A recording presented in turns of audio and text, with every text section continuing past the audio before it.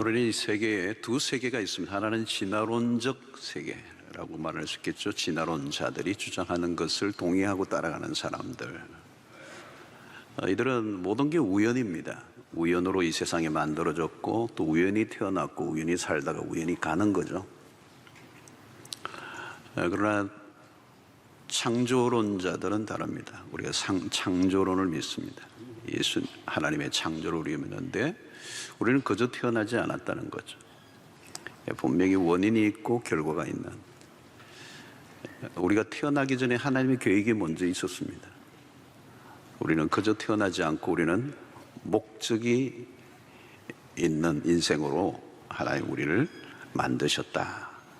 이 창조론과 진화론의 이 세계관이 다릅니다. 접근 자체가 완전히 다른 것이죠. 그에 따라 인생이 전혀 다르게 전개가 됩니다.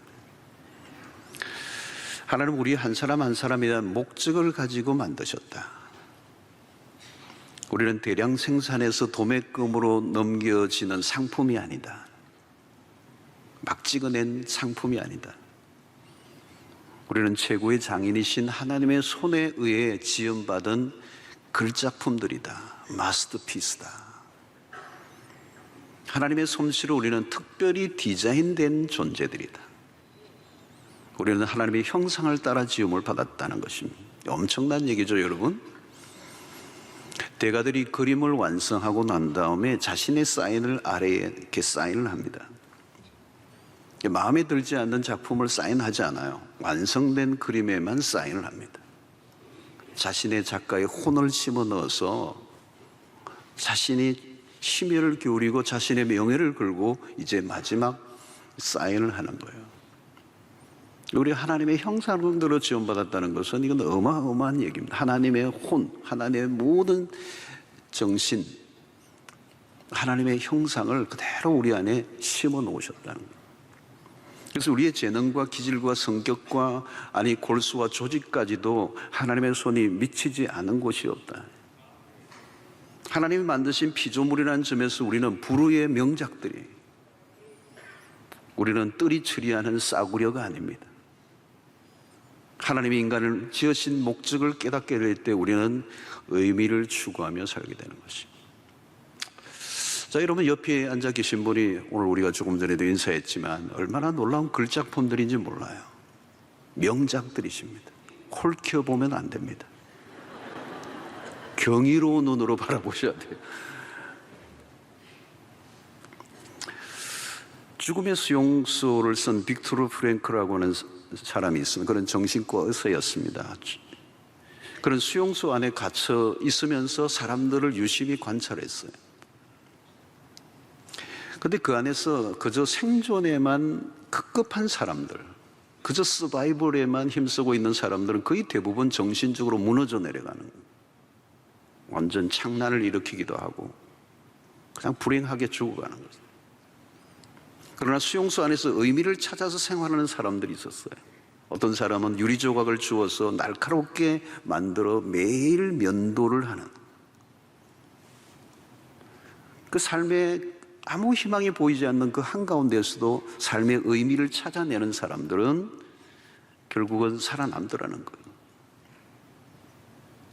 여러분, 인간은 동물과 다릅니다. 동물은 그냥 먹고 자고 먹고 자고 먹고 자고 기본적인 본능만 채워지면 되는 거죠. 그러나 인간은 달라요. 우리가 아무리 잘 먹고 모든 게 넘쳐나도 우리의 영혼은 쉽게 만족되지 않습니다. 아무리 좋은 집, 아무리 좋은 차, 아무리 좋은 옷, 아무리 좋은 음식을 먹어도 그것으로 우리의 영혼은 만족될 수 없어요. 왜 그럴까요? 하나님이 그렇게 지으셨기 때문에 그렇습니다. 하나님이 인간을 지으신 본래의 목적이 있기 때문에 우리는 쉽게 만족할 수 있는 존재가 아니라는 것. 그러므로 오늘 우리의 존재의 가치를 바로 아는 것, 나를 만드신 분의 그 본래의 목적을 이해하고 살아가는 것이 매우 중요하다는 것. 우리는 하나님께서 우리를 지으신 존귀한 존재로 지으셨다는 걸 잊지 말아야 합니다. 그래서 우리는 우리의 삶을 살아갈 때 우리의 인생의 큰 하나님이 우리를 지으신 창조의 목적, 구속의 목적을 이해하고 그 방향으로 큰 틀을 가지고 살아가는 거죠. 우리가 무엇을 하든지, 공부를 하든지, 직장을 다니든지, 돈을 벌든지, 무엇을 하든지 우리의 인생의 궁극적인 마스터 플랜이 무엇인가를 이해하고 살아가야 된다는 거예요. 약간의 우리가 살아가다 보면 직업을 바꿀 수도 있고 또 사는 삶의 거처도 바꿀 수도 있지만 우리의 인생에 가야 될 본래의 큰 하나님의 계획을 우리는 놓치지 말고 살아야 하는 거예요. 그런 면에서 오늘 이 본문은 우리의 인생의 전체의 윤곽을 잡는 데 매우 중요한 본문입니다. 바울은 오늘 20장, 사도행전 20장 13절로 35절까지 에베소 교회 장로들과 이별을 하는 가운데 마지막 고별 설교를 하는 내용이에요. 그 가운데서도 오늘 23절, 24절이 아주 유명한 이 설교의 절정의 부분이라고 볼 수가 있습니다. 내가 달려갈 길과 주 예수께 받은 사명 곧 하나님의 은혜의 복음을 증언하는 일을 마치려 하면 나의 생명조차 조금도 귀한 것으로 여기지 아니하노라. 참 귀한 말씀, 우리가 익히 하는 말씀이고 바울 사도의 삶을 한마디로 아주 압축해 놓은 구절이에요. 오늘 본문에서 바울은 중요한 단어를 하나 사용하고 있습니다. 사명이라는 단어예요. 우리가 눈여겨보아야 될 단어가 사명이라는 단어. 영어로는 미션. 이 미션은 라틴어로 미시오에서 나온 단어예요. 보내다라는 것입니다. 어떤 목적을 가지고 보냄을 받았다. 보내어지다는 것입니다. 하나님께서 분명한 목적을 가지고 우리를 어디론가 보내셨다. 다르게 표현하면 우리에게 사명을 주셨다. 성도 여러분, 사명을 받지 못한 사람은 한 사람도 없습니다. 단지 발견을 못했을 뿐이지 사명을 받지 못한 사람은 아무도 없어요. 여러분, 바울은 그리스도를 만난 이후에 사명을 발견했습니다. 그리스도를 만난 이전과 이후는 전혀 달라요. 그리스도를 만나면 사명이 보인다는 거죠. 그리스도를 만나는 순간 내가 누구인가 자기를 발견하게 됩니다. 그리고 내가 누구인가를 발견하게 될 때 내가 무엇을 위해 존재하는가를 깨닫게 된다는 거예요. 이게 성경에서 발견하는 이사야나 하나님의 사람들의 동일한 방식이에요. 내가 누구인가를 깨닫는 거예요. 하나님을 만나면 내가 누구인가를 깨닫게 되고 내가 누구인가를 알게 되면 내가 왜 존재하는지, 내가 무엇을 목적으로 한 존재인지를 깨닫게 된다는 거예요. 그때 우리는 제2의 탄생, 인생의 새로운 눈을 뜬다는 말씀을 하는 것입니다. 구원받은 성도들은 왜 살아야 하는지가 명확해집니다. 하나님의 목적과 연결되는 것입니다. 하나님 우리를 택하신 이유가 있다는 것입니다. 이 장관이나 나라의 고위직에 있던 분들이 그 자리에서 물러나면 그 물러나는 순간부터 너무 초라해져요. 직함이 있을 때까지만 근사한 거죠. 타이틀이 떨어지는 순간 붕 하고 떨어집니다. 여러분, 세상에서 만나는 사람들이 대부분 그렇습니다. 사명은 없고 직함만 가지고 살아가는 동안에 어느 순간 공허해지는 것입니다. 사명이 없으면 무슨 직업을 가지고 있든 그것은 어떤 면에서 실업자라고 할 수 있습니다. 사명을 발견하지 못하면 삶이 초라해지는 것이죠. 그래서 이거구나. 이걸 위해 내가 살아야 되는구나 라고 하는 것을 깨닫는 것. 바울은 지금 분명한 것이죠. 자신의 생명을 바칠 만한 것을 그가 붙들었어. 얼마나 분명합니까? 그의 삶의 방향이 송곳 끝처럼 분명한 것입니다. 성도 여러분, 사명을 발견하면 인생에 집중력이 생깁니다. 바울은 나의 달려갈 길과 그러죠. 여러분, 누가 달려갑니까? 집중력을 가진 사람이에요. 초점이 분명한 사람, 방향이 정확하게 꽂혀 있는 사람이에요. 나의 달려갈 길과 주 예수께 받은 사명. 이것은 바울의 인생은 한 방향으로 갔다는 거죠. 여러분, 빛도 분산되면 그냥 빛에 불과합니다. 그러나 모으면 레이저가 되잖아요. 인생이 사명에 집중하면 아름다워집니다. 초점을 맞출 때 아름다워져요. 장사를 하든 학교를 다니든 무슨 일을 하든 하나님이 주신 사명에 초점을 맞춘 인생은 산만하지 않습니다. 무엇인가 분주하게 우리는 쫓아다니긴 하지만 한 생애를 돌아보면 그냥 빛이 분산된 것처럼 아무 일도 일어나지 않는 그냥 바빴던 인생. 여러분, 하나님 앞에 가면 하나님 물으실 거예요. 무엇하다가 왔냐? 바빴습니다. 무슨 일로 바빴느냐? 모르겠습니다. 바빴습니다. 코로나 팬데믹을 통해서 우리에게 질문이 하나 일어나서 그동안 왜 이렇게 바쁘게 살았는지. 코로나 팬데믹이 우리를 힘들게 했지만 우리에게 준 선물이 하나 있어요. 우리의 삶을 매우 단순하게 만들었다는 것.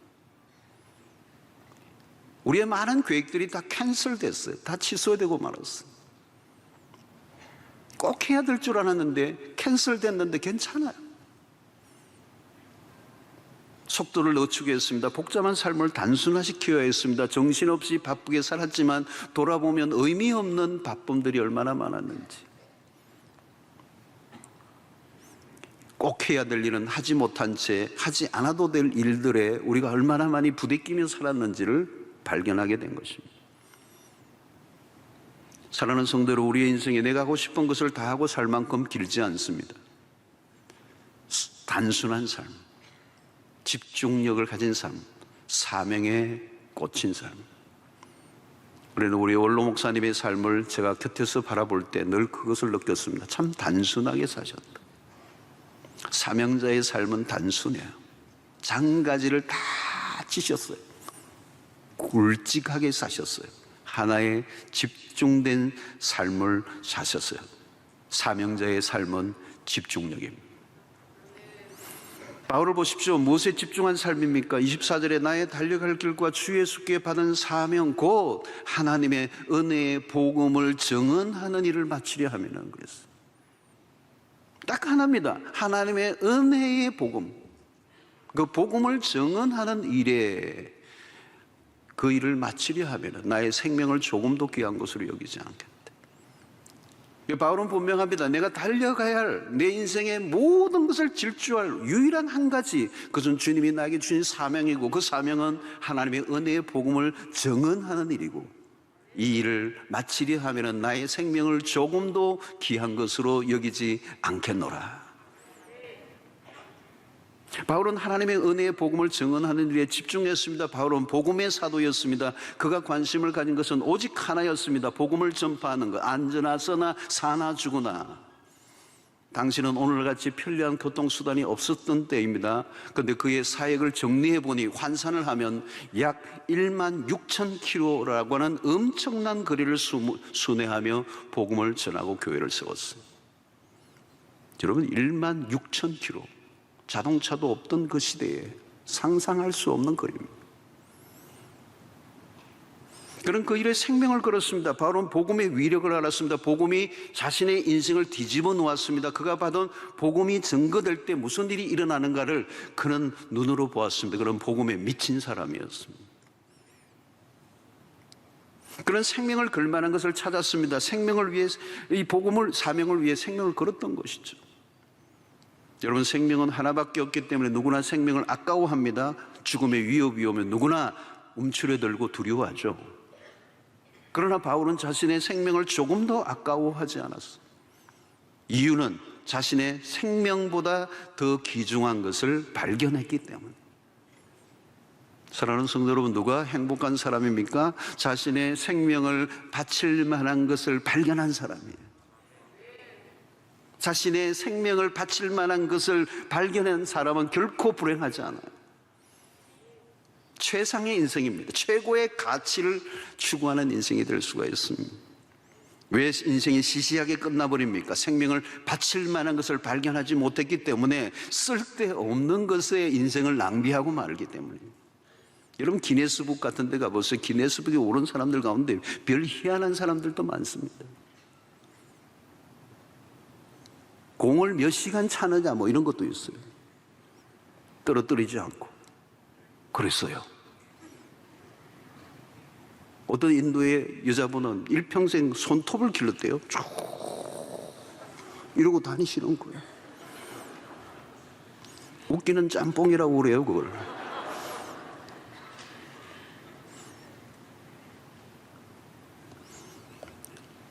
별것을 수집하고 병뚜껑을 온 세계 술병 뚜껑을 또 수집하는 분이 계시더라고요. 영어로 그래요. So what? 그래요. 그래서 여러분, 사명을 발견하지 못하면 헛된 것에 모든 것을 쏟아붓게 됩니다. 안타까운 인생이 돼요. 여러분, 그런 의미에서 사명은 일찍 발견할수록 좋습니다. 늦을수록 인생은 낭비하게 됩니다. 우리 올람 목사님을 보면 일찍부터 발견하신 분이에요. 일찍부터 은혜를 받으신 분. 초등학교 때부터 달랐어. 한평생을 오롯이 올려드린 삶을 삽니다. 간증을 들으면 정말 놀라워요. 일찍부터 방향이 잡히고 인생의 목적을 발견하니까.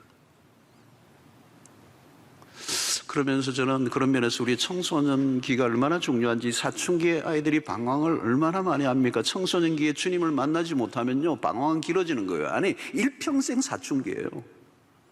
왜 사춘기예요? 방황하니까. 원더링, 계속 돌고 도는 거예요. 삶의 목적과 포커스가 맞춰지지 않으니까 끊임없이 방황하는 겁니다. 내가 이렇게 살다가 가야 되나? 그래서 저는 다음 세대 사역이 얼마나 중요한지를 알아요. 그래서 저는 다음 세대 사역에 신경을 곤두세우고 있어요. 사역자들이 정말 제대로 하는지. 너무 늦게 발견하면 할 시간도 없어요. 인생이 얼마나 짧은데요.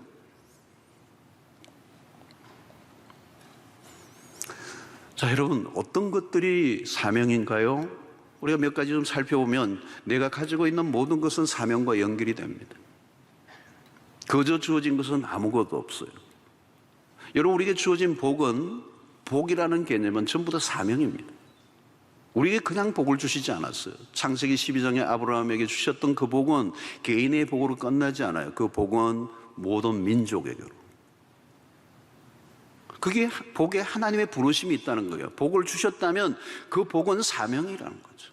내가 누구보다 잘하는 게 있다면 그건 사명이라는 거예요. 누구보다 더 많이 가지고 있다면 그 사명이라는 거예요. 오늘 우리가 복음을 먼저 깨달았다면 이게 사명이라는 것입니다. 나에게 능력을 주셨다면 그 능력은 사명이에요. 재능이 있다면 재능도 사명이에요. 폼 잡으라고 주신 거 아니에요. 돈 잘 버는 능력, 그것도 사명이에요. 돈을 모으라고 주신 게 아니라 잘 사용하라고, 목적을 위하여 바르게 사용하라고 주신 거예요.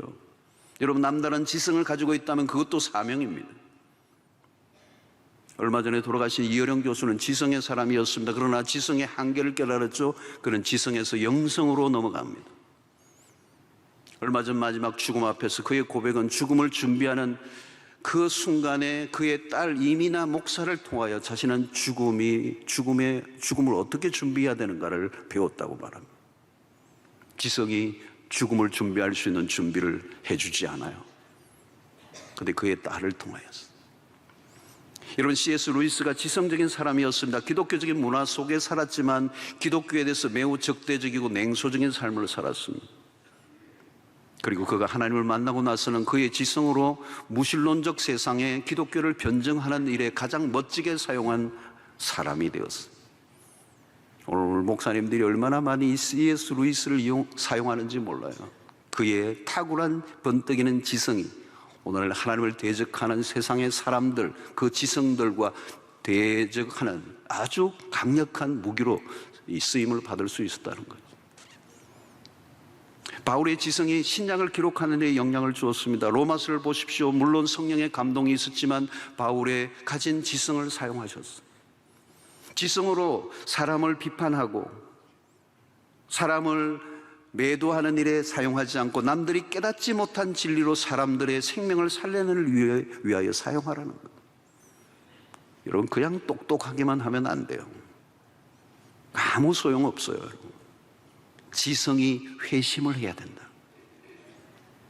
똑똑한 것 자랑하고 남을 비난하기만 하면 그건 낭비입니다.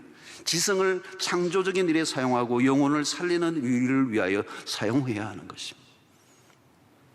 복은 복으로만 존재하지 않아요. 나에게 주신 복은 사명입니다. 나에게 주어진 모든 것은 목적이 있다는 사실을 깨닫고 나에게 주신 것을 흘려보내는 통로가 되시기를 축원합니다. 어떤 지위에 앉아 있는가, 그것도 사명일 수 있습니다. 에스더가 왕후가 되었어요.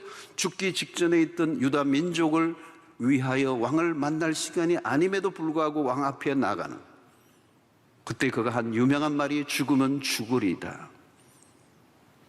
사명을 위해 죽는 것을 두려워하지 않았다는 것입니다. 느헤미야는 수산성에서 왕의 관원으로 있었지만 예루살렘 성의 회파 소식을 듣고 조국으로 돌아갑니다. 그들은 명예나 성공을 위해 산 사람이 아닙니다. 직함보다 사명에 충실했던 사람들. 어느 자리에 앉아 있느냐보다 무엇을 위해 그 자리에 앉아 있느냐를 늘 확인해야 된다. 나는 왜 여기에 있는가? 자리를 위한 자리는 의미가 없습니다. 명함이 아무리 빼곡히 많은 것을 채워 넣어도 나중에 의미가 없어요. 자신의 존재를 알리고자 하는 노력은 오래가지 않아 허무해지고 말 것입니다. 아무도 알아주지 않아요. 사명 없는 자리는 위험할 뿐입니다.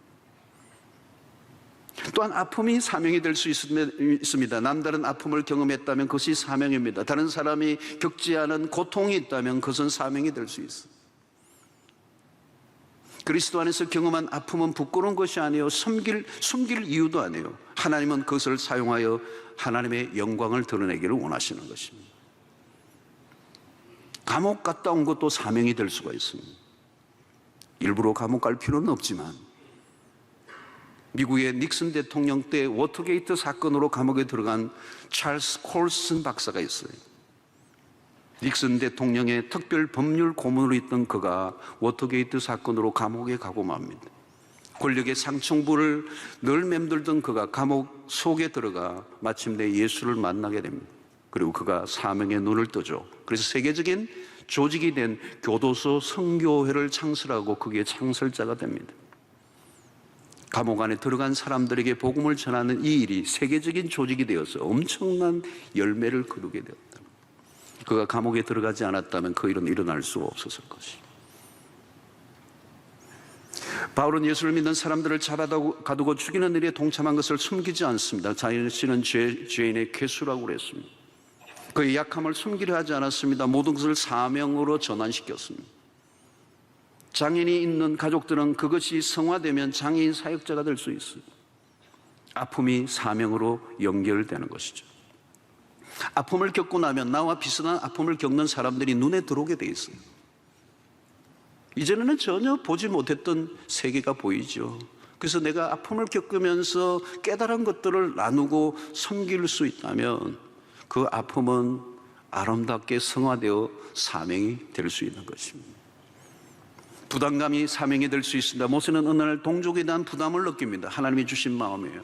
느헤미야도 마찬가지. 조국으로부터 해파된 성벽에 대한 소식을 듣는 순간부터 밥맛이 없어요. 눈물이 나요. 금식을 해요. 머리에 지워지지 않아요. 안타까움이 계속 밀려오는 거예요. 그게 사명이라는 거예요. 여러분, 어떤 사람은 청소년만 보면 가슴이 쿵쾅거려요. 그래서 우리 주일학교에서 20년, 30년 사역하시는 분들이 계세요. 어떤 분은 미혼모만 보면 그렇게 마음에 부담감이 생기는 거, 뭔가 섬겨야 되겠다. 우리 교회 그런 분들이 계세요. 어떤 분은 장애인들만 보면 마음에 밀려오는 부담감이 있어요. 노숙자만 보면 달려가는 사람이 있습니다. 왜? 그 부담감이 나를 잠 못 이루게 하니까. 어떤 분은 정의감이 남다른 분들이 계세요. 억울한 사람을 보면 돕고 싶어요. 제가 아는 어떤 젊은 목사 중 한 사람은 성적 학대를 받는 여성들과 아이들을 위한 사역에 헌신을 해요. 자스티스 사역을 해요. 쉽지 않은 사역이에요. 굉장히 위험하고 험한 사역이에요. 근데 그 사역 안으로 들어가니까 도무지 빠져나올 수 없게 하는 거예요. 부담이 생기는 거예요. 오늘 지구의 곳곳에서 얼마나 어린 나이에 성적 학대와 놀이개가 되어서 고통하는 그 아이들을 보는 순간 미치는 거예요. 그냥 빠져나올 수가 없어. 부담감이 생겼어. 그래서 거기에 헌신을 하는 거예요. 하나님이 보여주시고 아픔을 느끼게 하시면 그게 사명인 것입니다. 고개를 돌릴 수가 없어요. 피할 수가 없어요. 사랑하는 성도 여러분들에게 주신 어떤 부담들이 있습니까? 하나님이 부르시는 거예요. 그것을 그것에 응답하는 삶이 사명자의 삶입니다. 여러분, 인간은 사명의 자리에 있을 때 아름답습니다. 사명은 내가 있어야 할 자리를 찾아가는 것이죠, 여러분. 오늘도 여러분 이 본당 안에 모든 있을 곳에 그 자리에 있으니까 아름다운 것입니다. 내가 있는 그곳에, 내가 있어야 할 곳에 있는지를 물어야 돼요. 엉뚱한 자리에 놓여 있으면 웃기는 거잖아요. 내가 있어야 할 곳에 있으면 행복한 것입니다. 사명의 삶을 살면 그것이 그에게 가장 큰 영광이 되는 거예요. 우리 원로 목사님의 생애가 복되고 아름다운 것은 무엇입니까? 원로 목사님을 뵈면 한마디로 사명자라는 단어입니다. 오늘 이 20장 사도행전 20장 23절의 이 말씀, 바울의 말씀이 너무도 어울리시는 분이에요. 정말 바울 사도적 삶을 사셨어요. 제가 우리 주변 분들에게 그래요. 우리 목사님 100년에 한 번 날까 말까 한 분이시다. 사명감에 투철하신 삶을 사셨어요. 당신은 사실 곳을 선택하지 않았어요. 서울 분이신데 부산에서 개척을 하셨어요. 충분히 서울의 큰 교회 어디든지 가실 수 있는 분이셨는데 콜이 왔는데도 부산에서 먼저 왔어요. 그 개척을 시작하신 거예요. 그래서 나 이제 부산 사람이야 그래. 부산 사람도 가능하면 서울 가려고 그래요.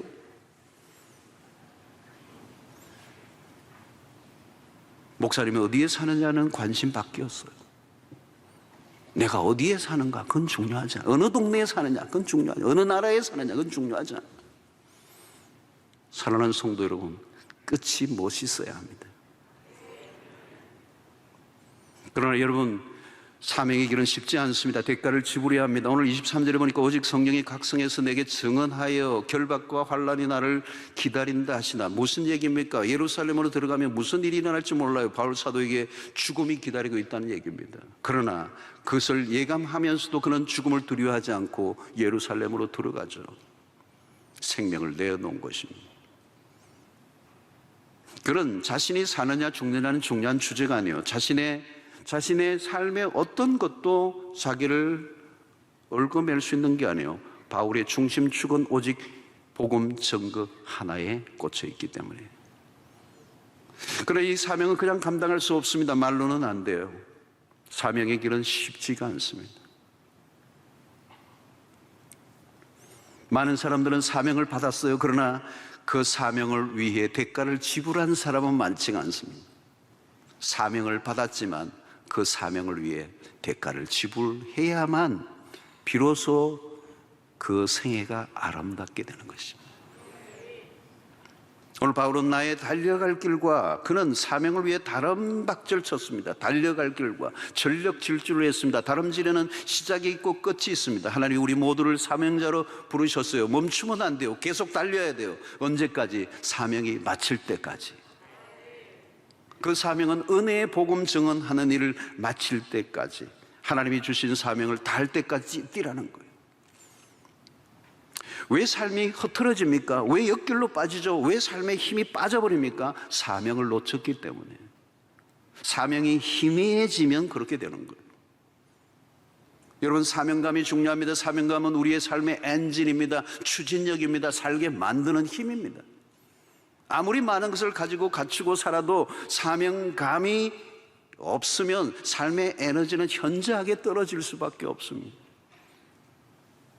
다름질을 다 하고 그 다름질을 마치는 때가 오죠. 우리 원로 목사님 이제 다름질을 마쳤습니다. 그동안 전력 질주하셨습니다. 끝까지 완주하셨습니다. 세계 선교를 향한 열정은 시들지 않았습니다. 코로나 이전만 해도 중국과 러시아와 동남아, 미국과 중남미를 그냥 넘나들었어요. 사실은 목사님이 몸이 불편하신데도 불구하고 걷기가 쉽지 않으셨어요. 외국의 공항에 내리면 휠체어로 모셔야 했습니다. 그런데도 조금도 흔들리지 않고 얼마나 엄청난 복음의 사역을 위해서 자신의 삶을 은퇴 이후에도 들이셨는지. 제가 비서되는 우리 집사님에게 비행기 마일리지를 좀 물었어요. 얼마나 다니셨나. K항공만 200만 마일이 넘어요. 별로 안 놀라시는데 굉장히 엄청난 겁니다. 지구 한 바퀴만 해도 얼마 안 됩니다. 2만 몇 마일밖에 안 됩니다. 얼마나 도셨는지 알 수가 없어.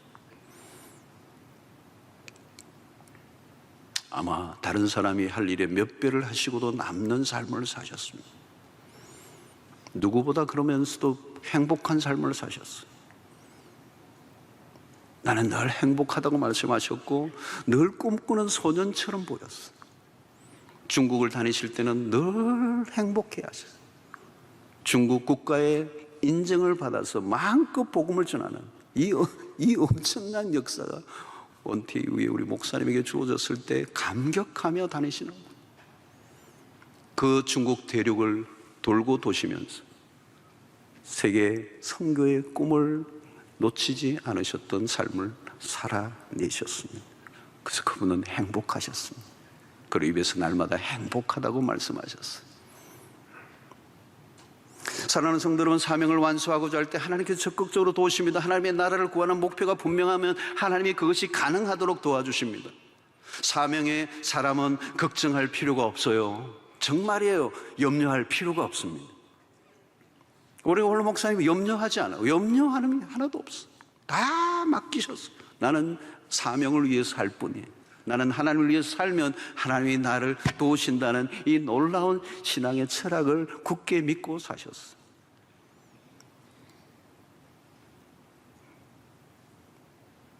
그냥 나는 하나님을 위해서 살면 하나님이 그냥 때를 따라 사람도 보내시고 돈도 보내시고 필요한 것을 다 보내시고.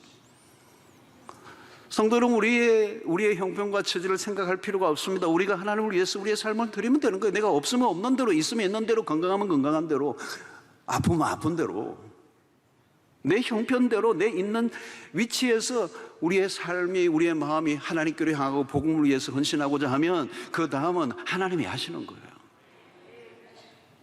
예레미야는 나는 아이라 말할 줄 모른다고 했습니다. 모세도 마찬가지, 기드온도 마찬가지. 나는 아닙니다. 나는 할 수 없습니다. 그런데 하나님이 쓰십니다.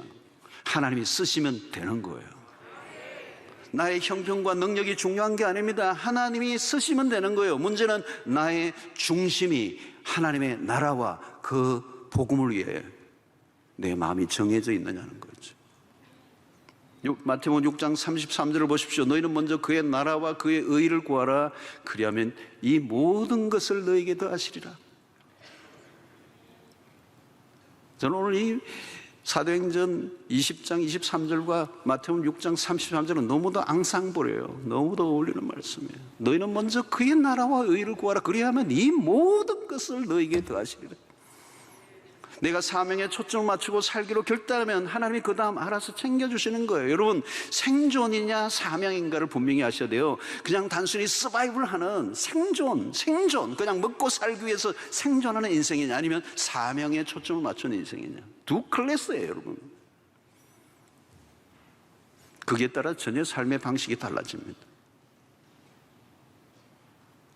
저는 옆에서 원로 목사님을 지켜볼 때도 늘 그랬어요. 그냥 정말 복음만 전하시니까 다 모든 게 그냥 자동적으로 돼. 부족함이 없었어요. 필요를 여러분 내 힘으로 채우려고 하는 것은 너무 힘든 인생이에요. 하나님이 채워주시는 것을 경험해야 돼요. 우리가 채우려고 하면 한계에 금방 부딪힙니다. 제가 호주에 가서도 그런 경험을 많이 했었어요. 저는 제 생애가 호주를 가기 전과 그 이후가 완전히 달라져요. BC와 AD가 나눠져요. 무엇이에요? 광야의 삶 속에서 하나님을 직접적으로 경험한 것이죠. 이론적 신앙에서 구체적으로 생생한 하나님을 경험한 스토리들이 생기니까요. 그 스토리가 축적되니까 담대해지더라고요. 겁나는 게 없어져요. 확신이 넘치고 걱정이 사라지고 하나님의 행하시는 일들을 지켜보는 것만 해도 감동이 되는 거예요. 시드니에서 개척교회를 할 때 실감에서 신기한 일들이 얼마나 많이 일어나는지, 하나님이 얼마나 부유하신 분인지, 우리가 상상하는 수준을 넘어선 역사를 일으키시는 그 하나님의 공급을 체험하는 거예요. 내가 끌어모으는 게 아니에요. 하나님이 주시는 것을 경험하는 것은 하늘과 땅 차이예요. 바울은 그것을 체험했습니다. 빌립보서 4장 19절 보십시오. 나의 하나님이 나의 하나님이 1인칭이에요. 누구의 하나님이 아니에요. 나의 하나님이에요. 어떤 분은 일평생 나의 마누라의 하나님이요. 나의 하나님이에요. 그리스도 예수 안에서 영광 가운데 그 풍성한 대로 너희 모든 쓸 것을 채우시리라. 이거예요, 여러분. 내가 나를 믿고 나를 위해 사는데 무슨 베풀어 주심이 필요할까요? 그러나 사명을 위해 살면 필요한 것을 하나님이 채워주십니다.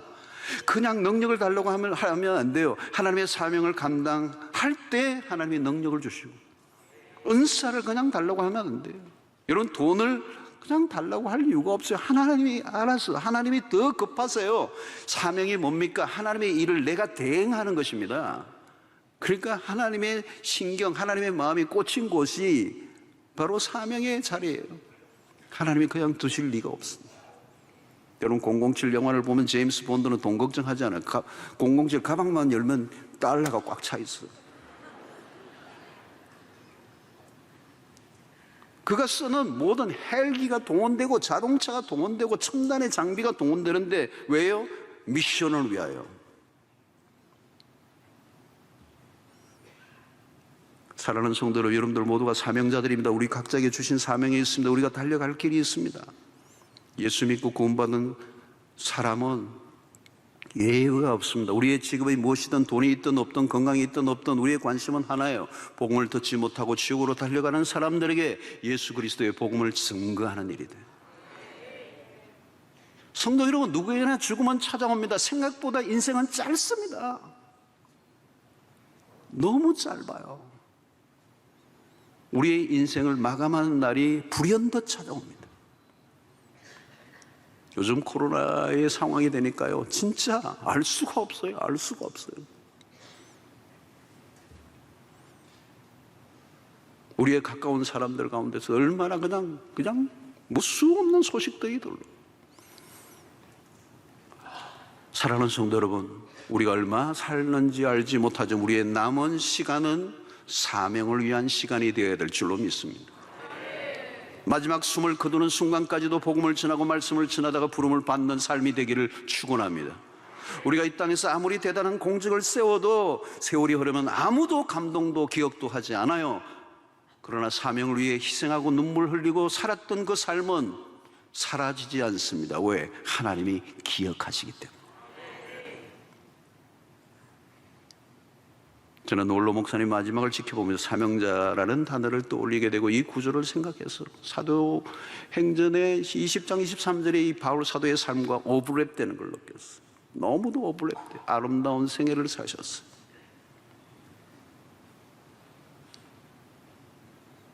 코로나19를 이제 거의 끝나는 시점에 우리 목사님이 우리에게 큰 울림을 주고 떠나가셨어요. 이제 우리가 감당해야 할 몫이 있다는 것을 알려주셔요. 우리 모두 사명의 길을 재확인해야 합니다. 대충 적당히 종교 생활로 만족해서는 안 돼요. 마지막 남기신 그 우리 레코딩해서 들려주신 그 말씀, 적당히 살지 말고 라고 하는 부분이 갇히는 거죠. 우리의 공동체, 또 한국교회 주신 메시지예요.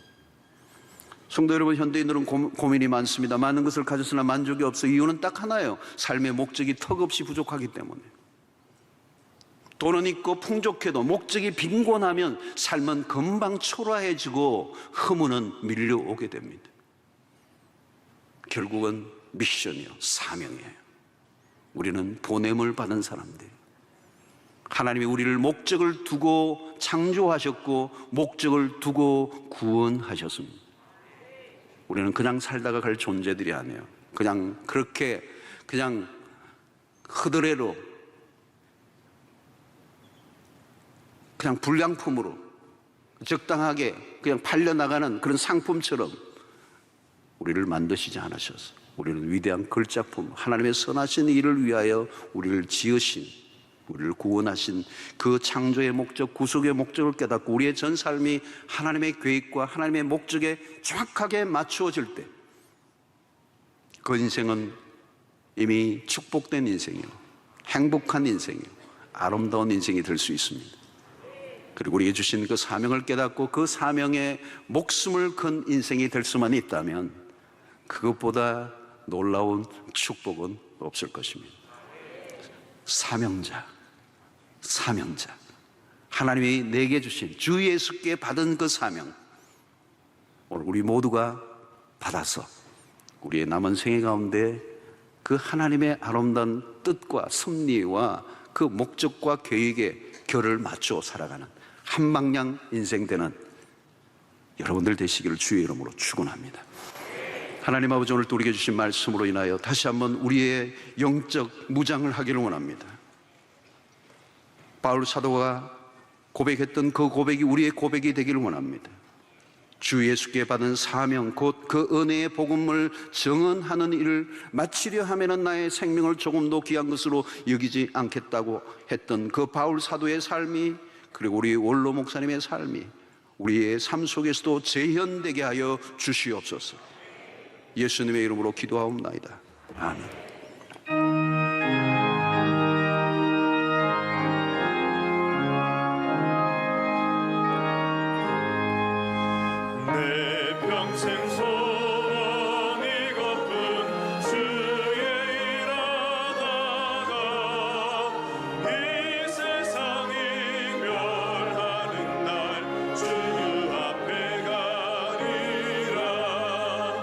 꿈같이 헛된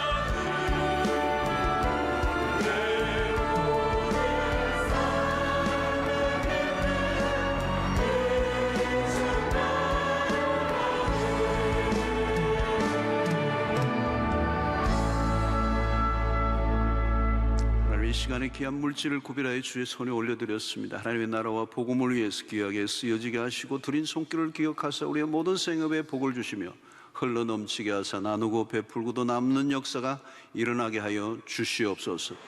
우리의 형편과 처지를 주님 잘 아십니다. 하나님, 우리의 가정, 직장, 사업, 진로, 결혼, 취업 모든 것 주의 손에 올려드립니다. 하나님 역하여 선을 이루시는 주께서 하나님의 때에 하나님의 방법으로 이루실 것을 믿고 믿음으로 잠잠히 기다리는 주의 백성들 되게 하여 주시옵소서.